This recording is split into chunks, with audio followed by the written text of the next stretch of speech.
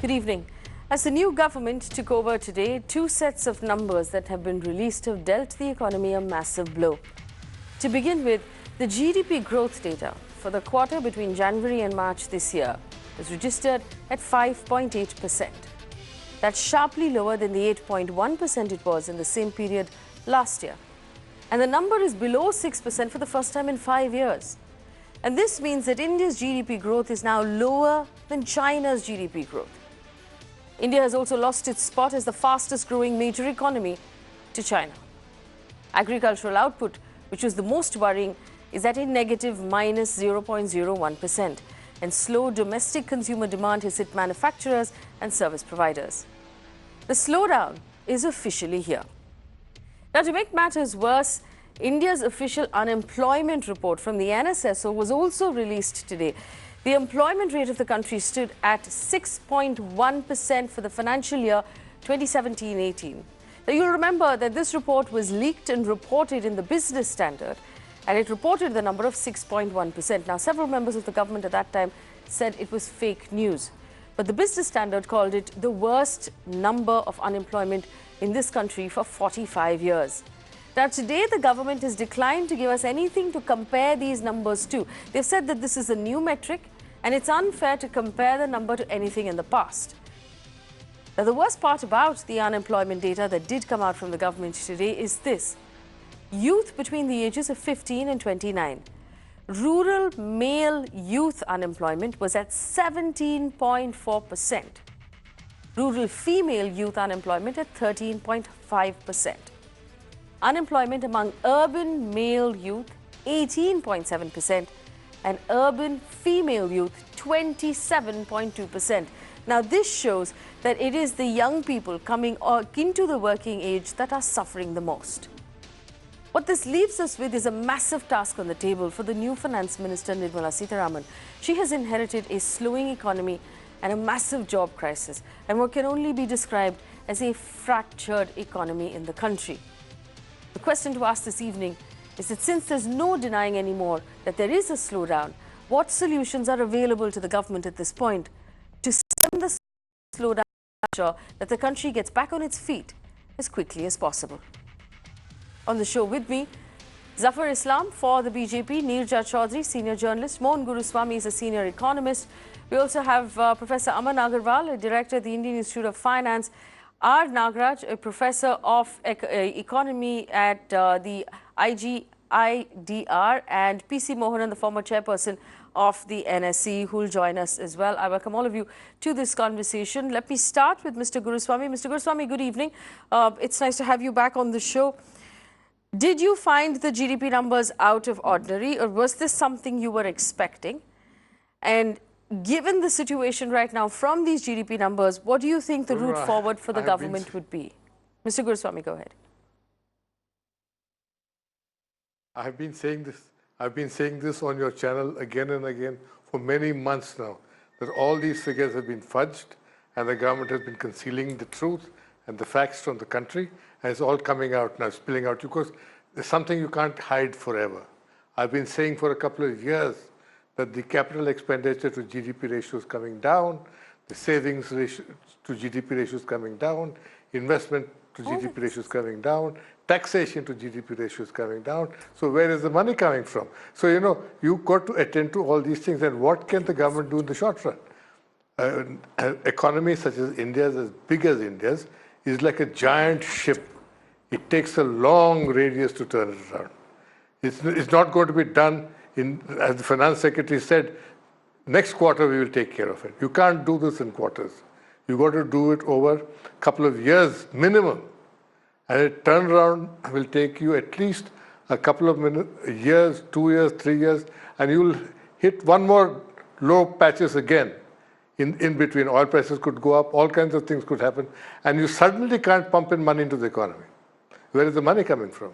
So you've got to set things right, cut down government expenditures, cut down subsidies, sell a lot of unproductive assets in the public sector, and bring that money in and put it to productive use.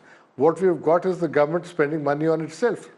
The debt has doubled in the last 5 years, and there's nothing wrong in borrowing money if you put it to good use.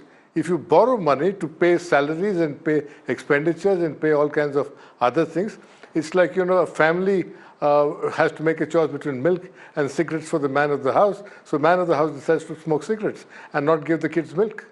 So, that is the kind of choice you have to make. You've got to make hard choices.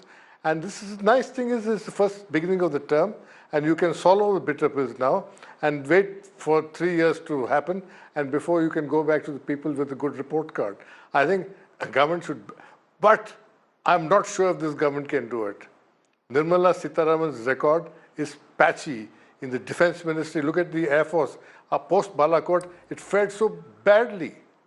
The Sukhois could engage the Pakistani F-16s. It's all in record now because they didn't have the missiles. Right. For 3 years, Mr. Goswami, let's stay on point, but I get what you're saying. They couldn't get it. Yes. So, these are records. No, let's stay on point with the economy. Yeah. I just want to go across Her record is patchy, yes.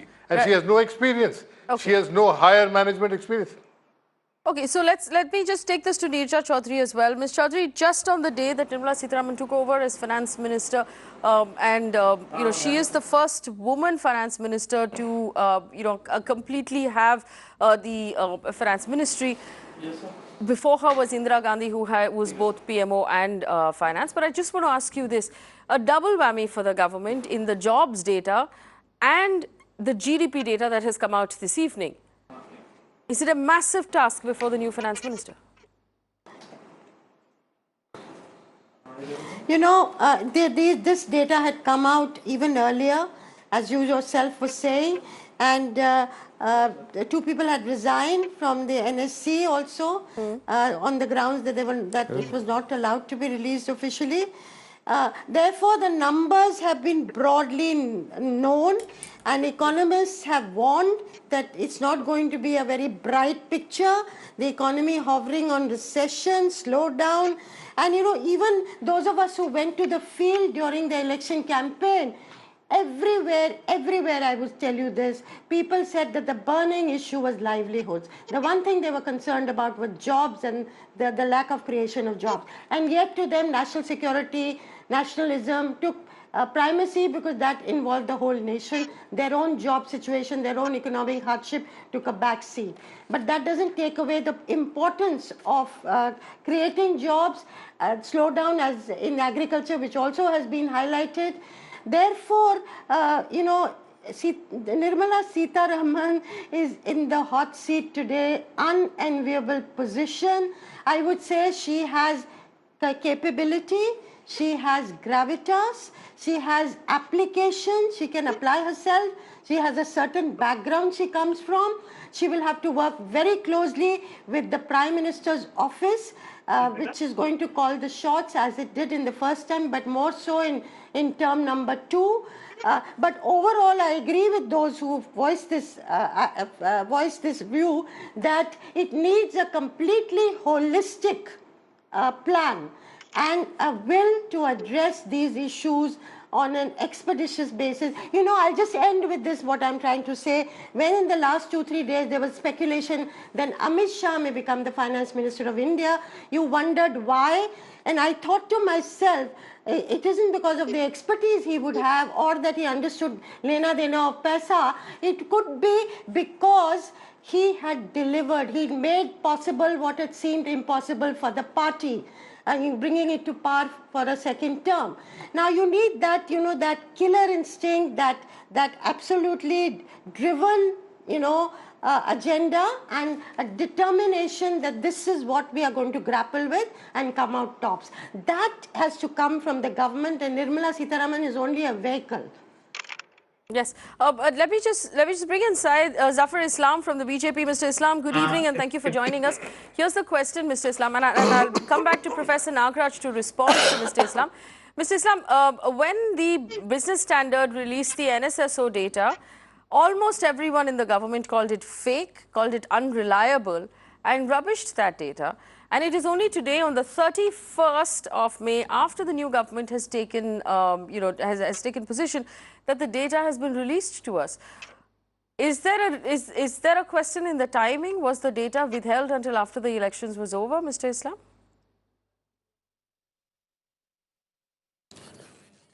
See, it has no relevance.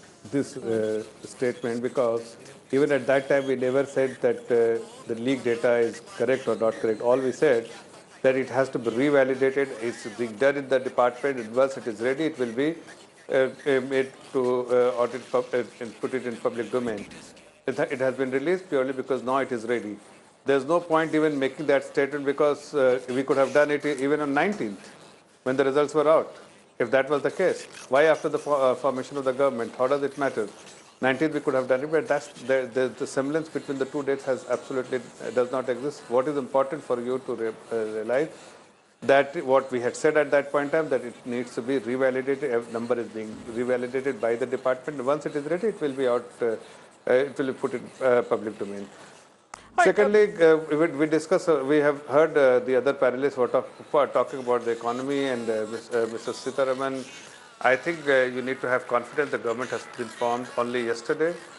Today, the first meeting had happened, and everyone knows that there was a slowdown starting from the October quarter, purely because the NBFC lending had slowed down, and that's why there was a slowdown and it was definitely reflected in consumption pattern. It was reflected in demand pattern. But in last 2 months, Mr. Islam, I have a question for you. Mr. Islam, I have a question for you. You just said that this is a new government that has just taken charge, have confidence, and I appreciate that sentiment. I just want to understand, going forward for the next couple of months, would you like us to look at this as a new government on day one? Or is this a continuation of the previous government in the previous term, and a continuation of the previous government and the previous ideology, the previous government and the previous schemes? Because those two are very different things. If this is a continuation government, then we're looking at 5 years plus 1 day, or we're looking at this as a brand new government. Which would you rather have us look at? See, it's an NDA government led by the Honorable Prime Minister since 2014. Economy at that point in time was in bad shape. Today is in much better position than it was in 2013 and 14. The structural reform have been undertaken. The track has been laid on for economy to grow. All the important legislations have been put in place. All the important reforms have been taken. And whatever additional reform measures needs to be taken will be taken. So it is a continuous process. Having said that, it does take time to address the concern which economy had, which has been addressed. Now the economy is in a position to take off from this stage, and you will see, of course, barring the last 4.5 years, the economy has done exceedingly well, both in terms of GVA, if you see, and or in terms of GDP. If you see, the economy has done very well, except the last 2 quarters, primarily because of the slowdown in lending by the NBFCs, and everyone knows, in the absence of banks giving being active. Okay, let me just bring in Professor Nagaraj. When they stopped lending after the ILFS issue, then it has. But 2 things I'll just add. Yes. So somebody was talking about the car sales. I think everyone should know that the car manufacturer, because GDP only captures the manufacturing, the productivity, and not the retail sales. So the retail sales has improved significantly, even though, and the consumption has gone up purely because they were all waiting for the inventory was there for all the manufacturers. They were waiting. They had cut down their production only in month of No, February. Mr. Islam, I believe you're wrong. I don't see car. No. Mr. Islam, there is no improvement in the car sales data. I'm sorry. I won't support that because it's not true. Let me tell you. No. I'm telling you something. Let me respond to you. You see the registration number. It's not registration number is not your number or my number. It's something which refers FATA data. You see, you will realize that in April and May month, the huge registration is there. So if people have bought car in the month of April and May. Okay, all right. Let me allow my panel to respond to that. Mr. Nagaraj is with us. Professor Nagaraj is with us. Professor Nagaraj, Mr. Islam's arguments is that the economy is far better now than it was in 2014, that the tracks have been laid down to improve the economy. He also argued that car sales have improved and this government is doing a good job. I want to understand from you if you find the GDP numbers combined with the job data numbers worrying, or was this expected? No, I think it's really, really worrying. And it confirms some of the worst fears many of us have. I think even the official numbers of GDP have been widely questioned, as you know, as we have discussed earlier. I think the real GDP growth rate may be somewhat less than the official numbers. And it has definitely declined from 8.2% official figures to 6.8% this year. I think this is really worrying. This is consistent with the employment numbers we have got, which shows a huge increase in unemployment numbers, which you read out earlier. So I think this is a serious issue, and the quarterly number of 5.8% is again confirming the downturn. I think what Mr. Islam said is not borne out by facts. Almost every possible macro aggregate number shows a deceleration, and therefore it's really a matter of concern. It's really, the situation is really grave. Okay. That would be my view. Yes. But we also have Mr. P.C. Mohanan join us right now. Can I just ask a counter question? No, one second. We have Mr. P.C. Mohanan join us right now, former chairperson of the NSC. I mean, this kind of state. Okay, all right, go ahead. Mr. Islam, go ahead. No, the way somebody has described, I'm sorry, I'm not in front of the television set, so I'm not able to see who has described that the economy is in terrible shape and he seems to be very worried. I think what is there to worry? The economy is in good shape. Everyone acknowledges that the economy is in good shape, barring the last 2 quarters. Last 2 quarters, the reason you know the reason. The liquidity issue was there, and it has been eased now. And of course, the consumption pattern has changed. You will see the numbers in April and May number, because registration number will suggest that the car sale has gone up. Okay, so Zafar Islam, that's Professor Nagaraj of IGIDR, but allow him to respond to you. No, Professor Nagaraj, respond to that, and then I'll bring in Mr. Mohanan. I'm saying that problem is there and it is being addressed. I hope it is being addressed, but the fact remains that the last 2 quarters, official sales, car sales have definitely declined, and not just car sales. The entire economy, all indicators of monthly numbers, they all show deceleration, and therefore there is honestly in my view, there's not a single silver lining to the existing macroeconomic numbers. Almost all of them show towards deceleration. So I can't share the optimism Mr. Islam is talking about. Well, I also want to bring in Mr. P.C. Mohanan, the former chairperson of the NSC. Our viewers will remember Mr. Mohanan is one of the senior members in the government office who quit the NSC because the data was being suppressed, according to Mr. Mohanan. Mr. Mohanan, that data has been released today. If you looked through the data, is it different from the report that you had submitted? Because the government said they needed it to be verified before it was released. Yeah, thank you. I am very happy that finally the report has been released after due verification by whoever was supposed to verify it. And the numbers, what we upload in the report, are exactly what is being now put out by the ministry in the website. So the report is the same which was approved by the commission. I am very happy about that. And additionally, we have the numbers for the urban areas, which is again on the quarterly employment numbers.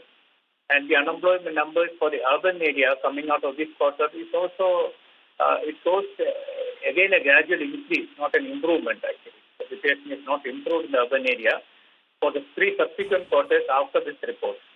So altogether, the additional data that they put up now also justifies what was there in the original report, which a lot of people had questioned and doubted the methodology and other things. So all those things have come out very well. Now it is for the government to take action and others to look at the details in the report. As I've been telling all the time, there are plus points in the report, there are minus points. All these things will not come out. I am now rather very happy today. So you're happy to have seen that data. And also, we have Aman Agarwal, Professor Aman Agarwal. Go ahead. Your opening statements on both the reports and the job data.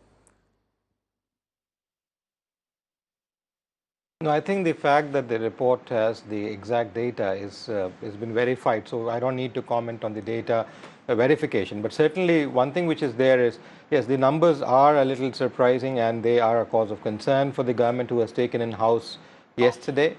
But the question is it something which is too much of a worry or something to panic about? I don't think it's something to be panicking about. Two other things which somehow seems to be not hoovering up is that I think we very well know for the last 1 month it has been in debate and it's come out that almost about 40 to 45% of vacancies in the government departments has not been filled up throughout the country across departments, varying between 40 to almost 50-55% from department to department, which this government is expected to do in the coming month or so. Secondly, we also saw there is a talk about the consumer spending which is expected to go up. You also saw that the pension amount which has been stuck up for a large number of employees. I know my mother, who had been working at Delhi University as a principal, her pension has been stuck up and is expected to be released soon, and she's got the letter in the last 1 week that they are processing and releasing it soon. So it's not only her but a large number of employees whose pensions and other incomes are stuck up. So we're going to see that spending come in as well, because that spending would certainly come into the market. What is important as of today is that this government at this juncture has one side the social framework which it has to look after. The second is the growth factor which needs to be built in with the jobs and employment, and I think that is a key concern for and the focus area. Given the panel which has been created and the portfolios given out today, I am fairly confident that the agenda which they are looking at would bring in that seep in growth. We also should look at the fact that the inflation numbers, which had dipped down extensively in the months of October, November and December, have actually started going up, and we are seeing those numbers up. As I told you in the last program also a month back, the inflation generally has an impact on the growth coming in about 2 to 3 months, in a quarter's time. And that's what we are seeing today, that the kind of dipping which saw in the inflation, which was being celebrated but not a cause of concern, because India should have an appropriate, because inflation is a necessary cost, should have an appropriate inflation figure of anywhere between about 2%, 2 or 2.5%, and not much lower going forth, much lower. So Mr. Mohan Guruswamy as a rebuttal. Mr. Mohan Guruswamy, Professor Agarwal says it's not a concern, it's nothing to panic about. These numbers are not so bad. Your response, please. Well, what can one say? You know, the government has been literally caught fibbing. And, you know, we're living in a world of illusion. And you can keep believing that, you know, car sales are going up, registrations are going up, EPF nominations are going up, all kinds of things, you know. The truth is, the money tells you the truth. Where is the money coming from and where is it going? That tells you the truth. If you don't invest to create jobs, you're not going to create. Manufacturing has slowed down. Manufacturing, FDI in manufacturing is only 18% of the total FDI. Most of it comes into buying over existing companies. So even FDI is not helping. You got to jumpstart this economy. Raghuram Rajan has said just the other day that you got to move construction, because that is where people are employed. Over 50 to 60 million people are employed in construction, and more can be employed. Your government has to spend money to build roads, build canals, build all kinds of things. But where is the government going to get money from? So it has to think of ways of, you know, of collecting money, raising money. The business of government is to collect money and spend it on people productively, not give it away. So I think these things, people, this fool's world, you know, everything is fine, numbers are not bad, you know, we just won elections, so everything is all right. Elections don't validate anything. They don't justify anything. You know, Hitler won elections again and again. What does it prove? So, you know, I think you ought to get down to business, look at numbers realistically, and look at the truth. Identify the problem and solve the problem. rather than live Fair in enough. this world I of just want to bring illusion. in Neerja Chaudhary. Ms. Chaudhary, you've been a journalist for a fairly long time, so you could give me some advice here. Do we look at this as a brand new government on day one? Do we look at it as a government in continuity? So are we to ask questions right now about the accountability of the last 5 years? Or does it make sense right now to just say, okay, let's give this government a year and a half and then we'll see how the economy is doing? Because technically, on one side, we've already given this government 5 years, or on the other side, it's only a day old. I think it's a bit of both. And actually the mandate was for continuity, to give Mr. Narendra Modi another term. That was very clearly what was heard across the board. Therefore, you can look at it as 5 years plus 1 day. And you can also look at it's a new team that's come into place, though a large number of the ministers are a repeat of the last term. Yet the high table is very different. That is with Amit Shah and S. Jaishankar coming in, Nirmala Sitharaman in finance, and Rajnath Singh in defense, and Arun Jaitley and Sushma Swaraj out. So it's a new look CCS that we are looking at. But I would just make one point. Economy is all about politics. Politics is about looking squarely at the wall at what it tells you. The cacophony of elections is now over, and hard data, hard facts, hard reality stares you in the face. And people, it is a fact, as I said earlier, as you went around, people very consciously said, there is hardship, there have been mistakes by this government, there is livelihood was really a burning concern. And yet they said we are putting it on the back burner because of the larger issue of national security, and we trust this man Narendra Modi and we want to give him another term. So I think given the data that's coming out now, it is true auto sales going down. People have talked about whether car sales, whether the health is as good as has been made out or not. These are the details. But I would say the kind of political will that Mr. Narendra Modi has shown in winning this election is the kind of will that now needs to come in on the economic front to make people's lives better, and above all to create jobs, which is going to be the real issue in the months and weeks to come. And this is why the ordinary people have reposed their faith in him, the poor people. And I think, if I may just end with this, the farming sector and the informal sector, where huge amount of losses of incomes have taken place, some figures said 25 lakh crores, loss of jobs, and those are the people who've actually looked at Mr. Narendra Modi. If you even split it up into, decode it as a caste subset, it is the Ati Pichada. It is the large number of Dalits. They are the ones who have looked at Mr. Narendra Modi in the hope that their lives are going to be better. So I think this has to be taken on in absolutely mission mode. The creation of jobs above all, and the informal sector and the farming sector. On that note, let me take it back to Zafar Islam. Mr. Islam, you and I have been having these conversations now for 2 years.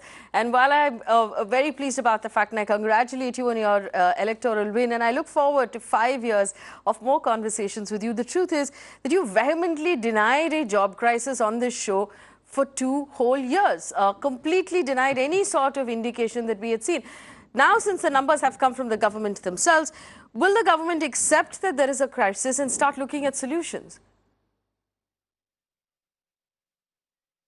I think, let me again defend my stand, which I have taken earlier, and I will take it today as well. Because the way the methodology of job assessment, how many jobs have been created in the system, is something which I do not agree.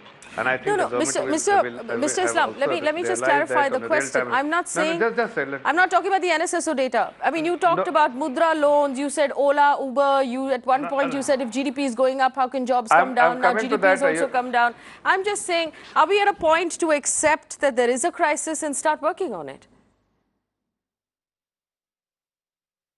No, I accepted it that last 2 quarters there is a slowdown. But in terms of the livelihood, I will still maintain that the livelihood in the country has improved substantially in the last 5 years. And it is going to get better even in the next 5 years. Having said that, I admit, and everyone knows that the number which has been indicated by the government, that is something which has been revalidated by every agency in the globe, be it World Bank or the multilateral institution. But somebody like Guruswamy is saying that the fudge data is something which I take a strong objection to. Away from that, let me tell you that the slowdown is something which has been recognized, and we also know that the liquidity is being created, and something which is the other issues which is there in the system is being addressed, and you will see going forward the economy will be back in order in terms of where we want to see the GDP growth or GVA, and it is likely to only improve from hereafter. Well, I really look forward to that. I want to bring in Professor Nagaraj to that point as well. Professor Nagaraj, do you have a rebuttal? Do you agree with Mr. Islam that over a period of time you will see things improve when the interest rates come down, when India has, and also Professor Agarwal put forward an argument that India has an inflation number that shows that we're doing well? They are right. I would be happy if what they wish comes true. But I think unless we seem to have some serious problems with our phone connections today, and we'll try and go back to Professor Nagaraj in a little while. Yes, Mr. Guruswamy, go ahead, please.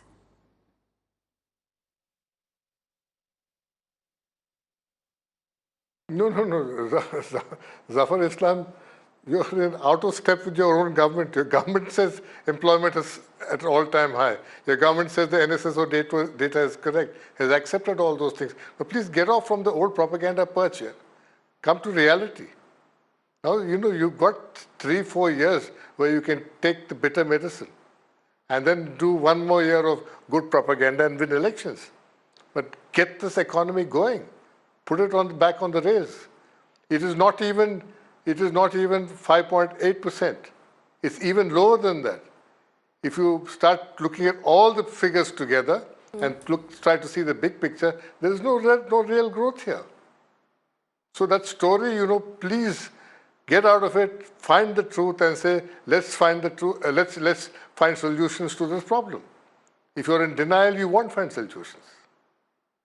Right. In fact, I have some questions that are coming in from our audience that are very interesting. Mr. Guruswamy, if you wouldn't mind taking this question. Vikram Raj wants to ask if the economy, the jobs and the farm crisis are in fact interrelated, and if there are any global reasons for the slowdown. So the first question, the job crisis, the agriculture crisis and the farm crisis, are they all related and leading or pushing one another?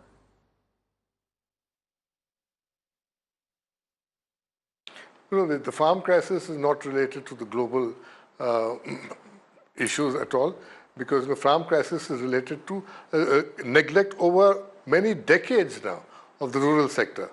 The total money spent on building new irrigation, new water facilities, new agriculture storage facilities is far less than the subsidy you've given out to rich farmers all these years.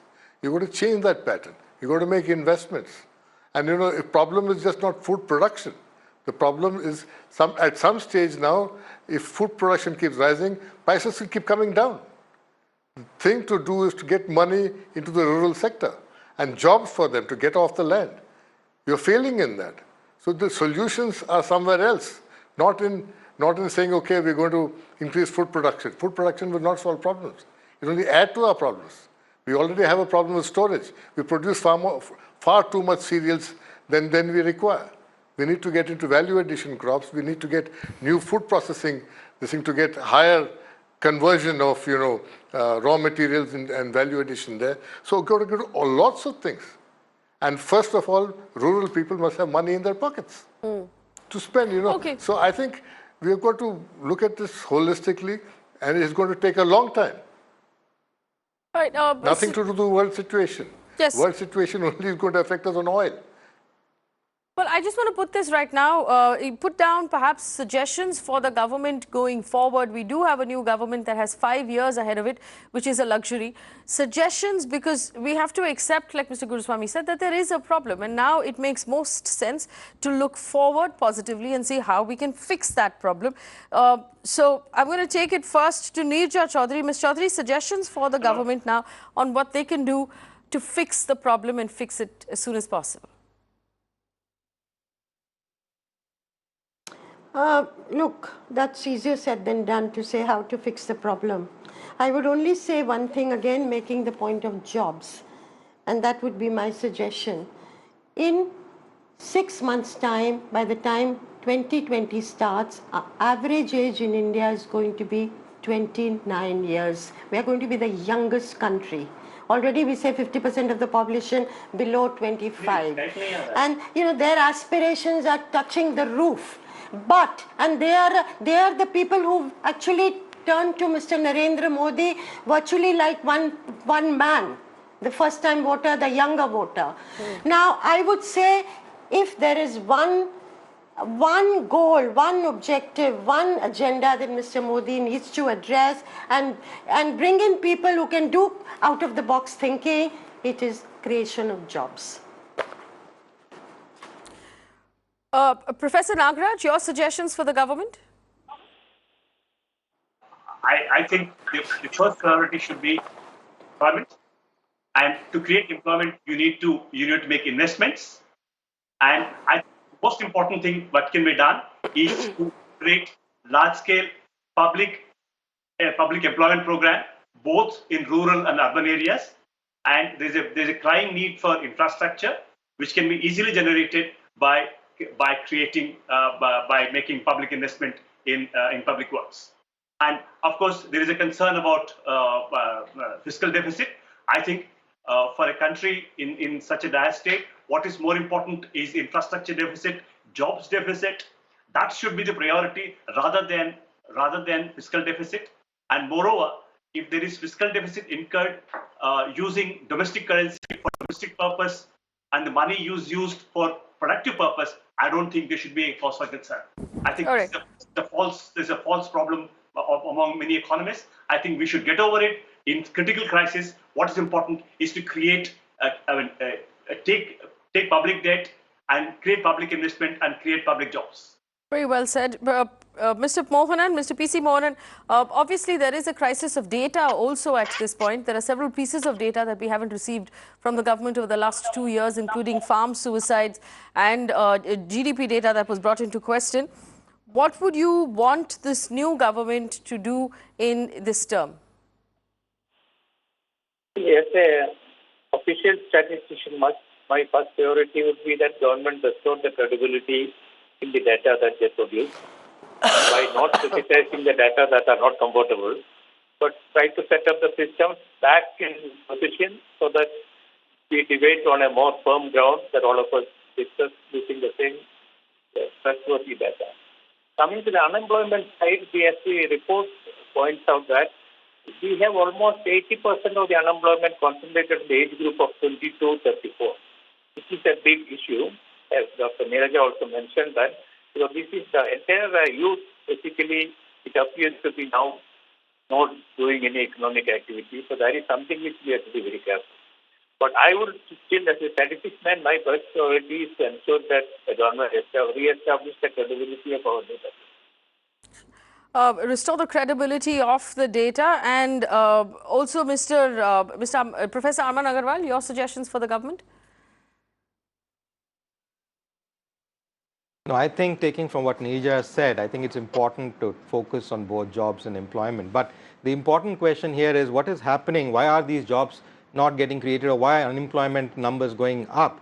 The issue is because not the government's interest is not there. The issue is that the regulators, if I talk of education segment itself, you see almost about 20 lakh jobs have been lost because of the way regulator has been closing down institutions year after year. Almost about 700 to about 800 institutions are shut down by the regulator every year for the last 4 years.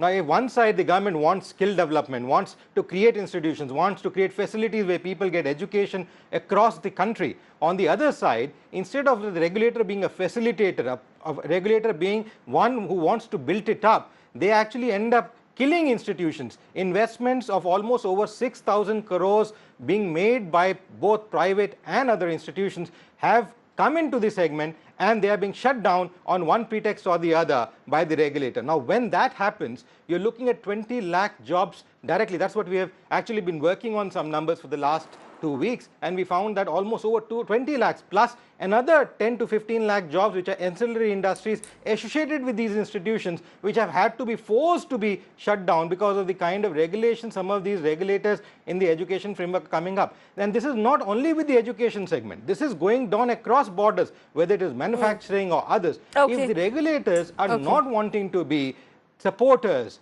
facilitators, we are going to see these job losses occur more, and that's what I think the government needs to rectify in this term, so that we see the growth taking place. All right, Mr. Islam, apart from, as I said, filling up those 40 to 50% seats which are there in the government. Okay. Are you done? All right. Mr. Islam, did you have all of those suggestions made by the panel? A very educated panel we've put together tonight who've made interesting suggestions to the government. Do you have a response to that? No, well, government is always receptive to ideas, and so all the suggestions which have been made by the experts, definitely I'm receptive to all those ideas, definitely convey to the concerned authorities and concerned ministers and division who can take appropriate action based on the suggestion made by each one of them. But let me tell you, the focus definitely, as far as I understand, the focus of the government will definitely on spending, definitely on ensuring that the private investment does take place. You have more push on consumption side, so that people create more employment, so that there is this consumption pattern does change. So that will be the focus area, and I'm sure that the initiative which government has taken in the past in terms of keeping capex 1.8% of GDP is likely to happen.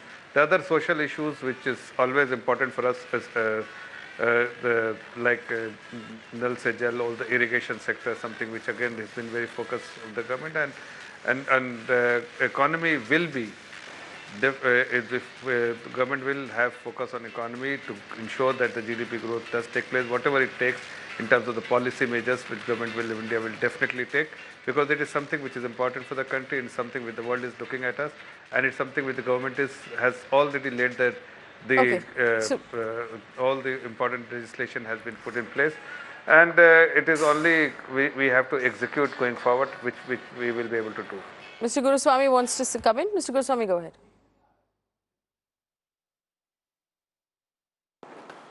Since Zafar Islam is going to carry these suggestions to the government, I have one simple suggestion. The government, the Prime Minister, should aim at specifics, aim at pulling up the ratios. So he should have numbers. He should have fiscal targets in terms of numbers, rather than, wide objectives, uncharted objectives. Lay it out very clearly, and have monthly review meetings to see how you are doing against all these targets. Requirement is monthly review meetings. Government must follow up on revenues, follow up on spending, follow up on the ratios, and all these things. And you need management by objectives now. You can't wing it like you winged it before. But Mr. Islam, let me just call out all of the suggestions again, because I know that you're currently a little distracted. Creation of jobs, public employment through infrastructure building, credibility of data, Mr. Mohan's suggestion, focus on employment, bring in, a clarity in regulation, so that regulation is not cutting jobs across the country, and fill up the government vacancies as quickly as possible. And of course, Mohan Guruswamy saying monthly updates and monthly follow-ups on the targets that the government has for fiscal deficit and other things that it wants to achieve. I want to understand from you, and I'll come back to this. Is there clarity on the fact within the government right now that there is a jobs crisis? Is that how we are reading the data that came out today?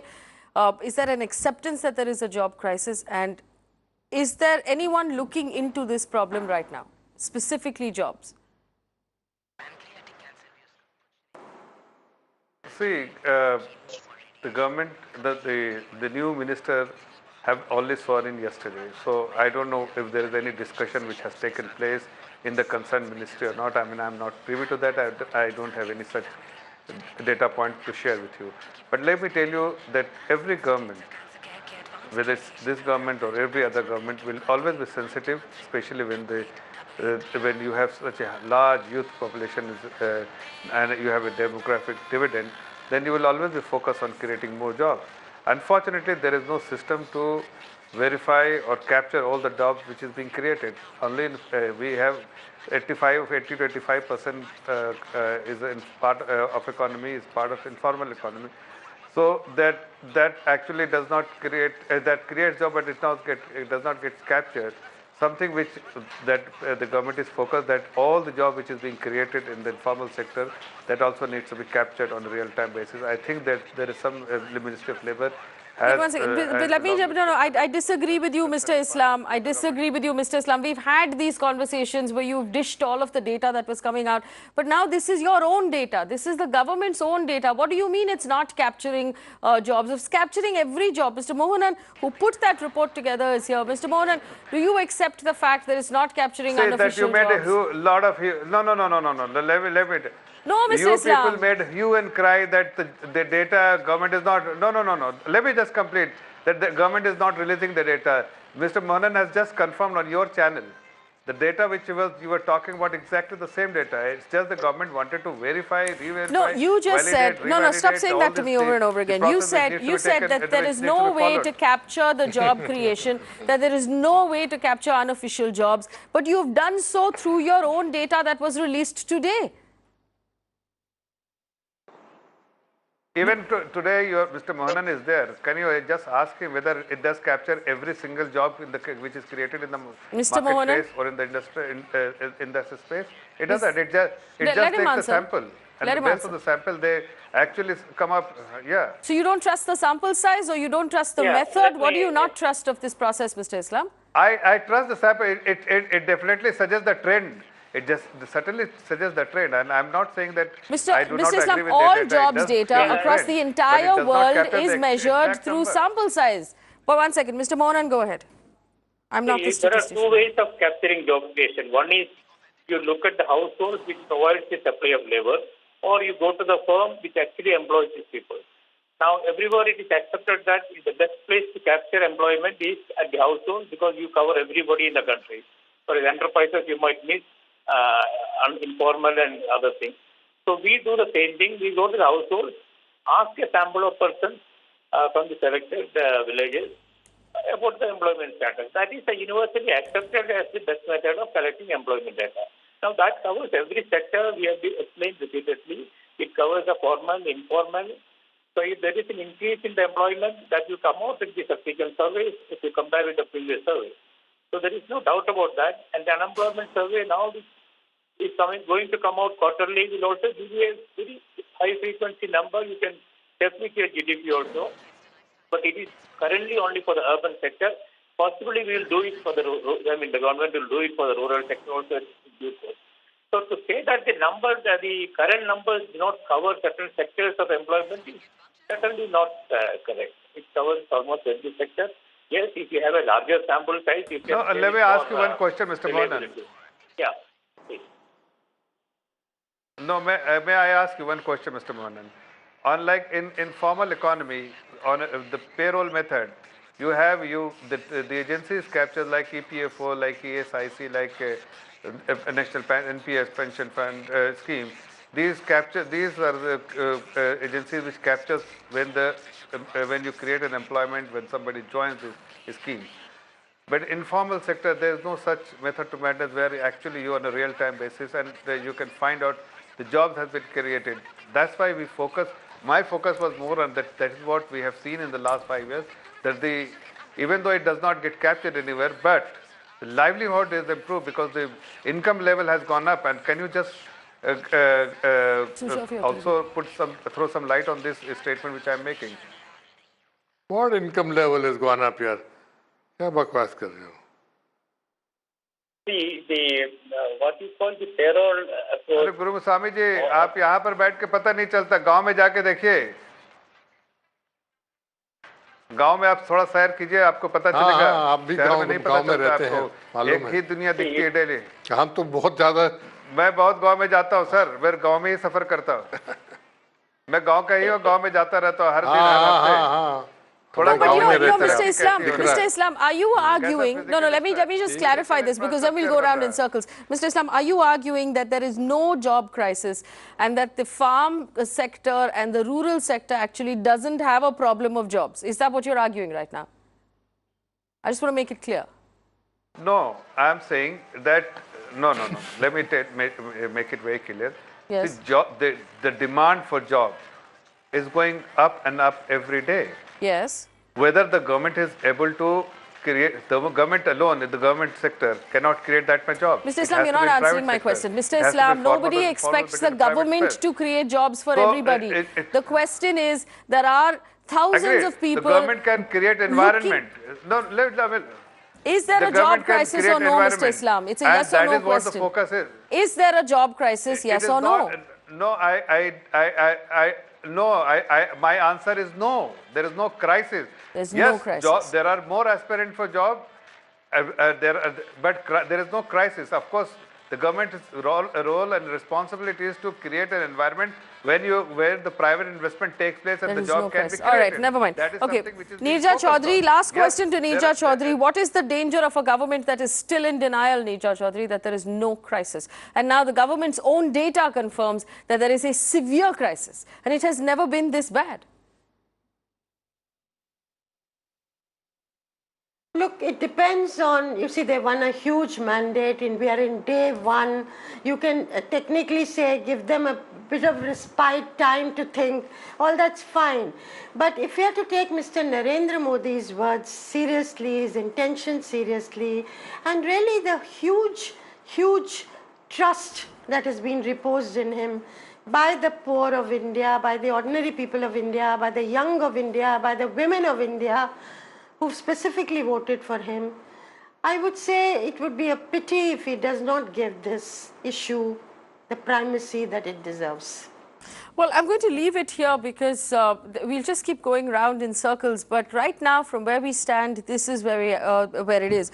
There is a job crisis because the government's own data confirms it as so. There is an agriculture farm crisis because the government's own data confirms that that is true. There is a manufacturing slip because of domestic demand, which basically means people are not buying products. They're not buying soap and shampoo, and they're not buying toothpaste, which is why there is a slump in that area as well. Our GDP growth is now lower than the GDP growth of China. We've fallen below 6% in GDP growth in the last quarter. These are the numbers released by the government themselves. It points that we have a slowing economy, it points that we have a job crisis, and it points that we have a farm crisis, something the government has been sort of denying for the last several months. Now we have a new government in place and 5 full years ahead of it, which means that there is enough time to quickly roll up one's sleeves and get to work. These 3 problems should be the top of the government's priority. Thanks for watching.